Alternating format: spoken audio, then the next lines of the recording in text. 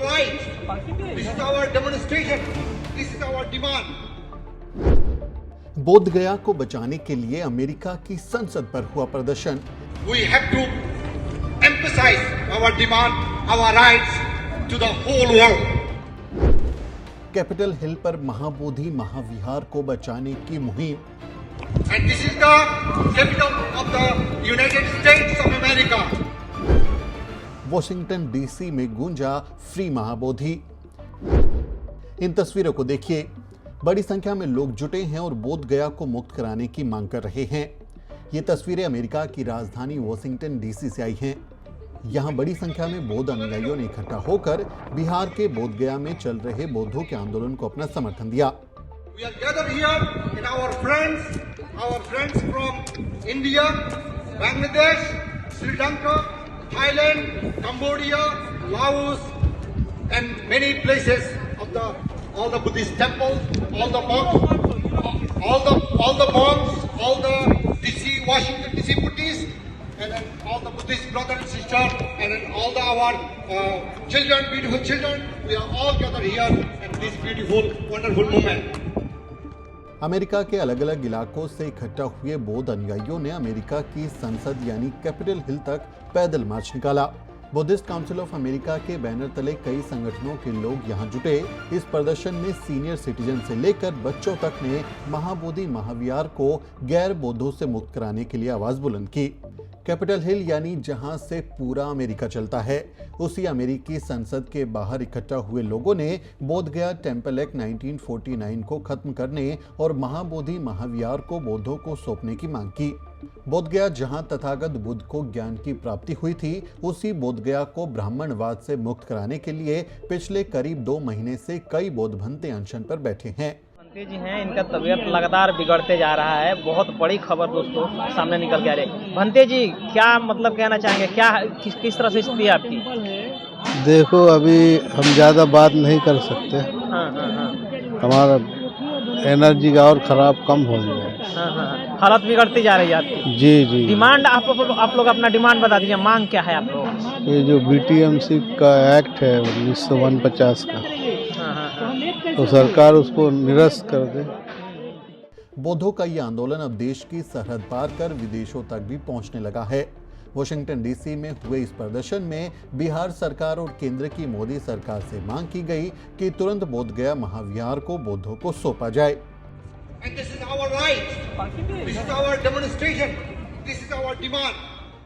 इस विरोध प्रदर्शन को अमेरिका, कनाडा, चीन, Japan, Thailand, Sri Lanka, Singapore, Vietnam, Australia, Bangladesh, Bhutan, Laos, Cambodia, south Korea, Indonesia, Malaysia, Mongolia, Myanmar, Nepal, Taiwan और तिब्बत का समर्थन मिला। विरोध प्रदर्शन की प्रमुख मांग है कि मंदिर का पूरा कंट्रोल और मैनेजमेंट बौद्धों को सौंपा जाए। बोध गया मंदिर अधिनियम 1949 को रद्द किया जाए। बौद्ध धार्मिक मामलों में राज्य सरकार का हस्तक्षेप भी समाप्त हो।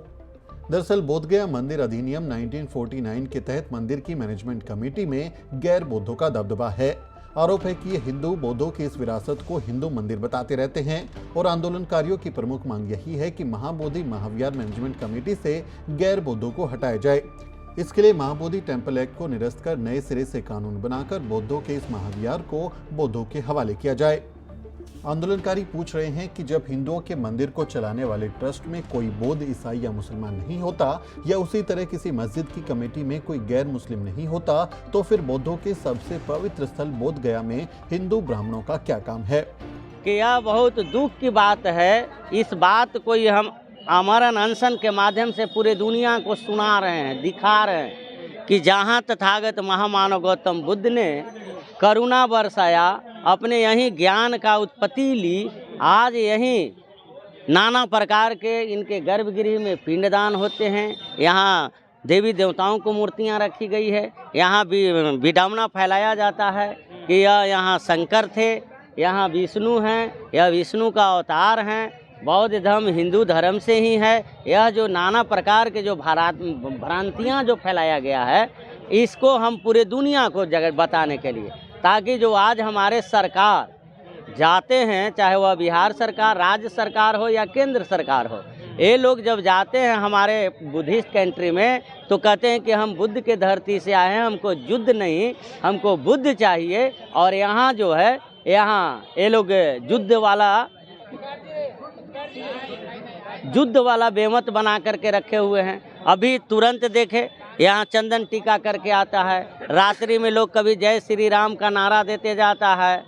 इस तरह से जो है यह हमारे गूंगे बहरे जो सरकार हैं उनका यह सोचने की ज़रूरत है कि आज बताइए, यह जो पूरे विश्व का लोग गुरु समझता है, गुरु मानता है, थाईलैंड, बर्मा, कंबोडिया, श्रीलंका, आज यहाँ 4 ब्राह्मण कमेटी में जो देखिए 1922 में ही पंडित जवाहरलाल नेहरू द्वारा यह एक कमेटी बना दिया गया अंग्रेज के टाइम में, और आज तक की है। बताइए कितना अनहोनी बात है। पूरी दुनिया में बोधगया की यही पहचान है कि यहीं पर तथागत बुद्ध को ज्ञान की प्राप्ति हुई थी।